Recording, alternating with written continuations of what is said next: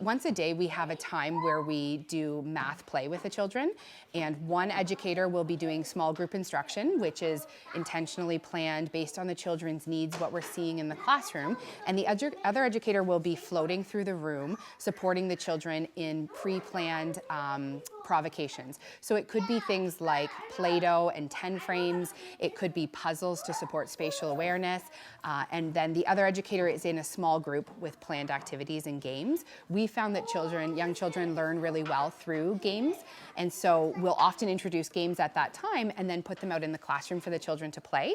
So this is just a simple game called More and Less, and the children will often print out the instructions, so if there's other adults or parents in the room, they would be able to read the instructions to support the children as well. And all they do is each child will choose a domino, and then they can have a conversation about how many dots they see on the domino. So I see 5 and I see 11. And then they would spin the spinner.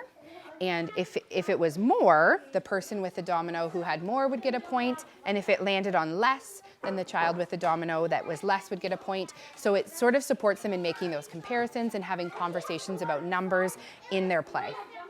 The other activity we have out now, we like to create spaces in the classroom for 2 or 3 children, because then it allows for a calm space for them to play and engage in learning together. So we have just a simple game we made on overhead paper, connected to the pigeon, which they're really interested in. And all they do is roll and move.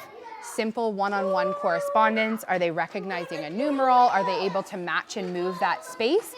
And then if they land on these little squares we made up, we added in cards that the pigeon tells them to either go forward, so add 1, or to go backwards and take away 3. So it's a simple way to build in number recognition, but also addition and early addition and subtraction in a genuine way in the classroom.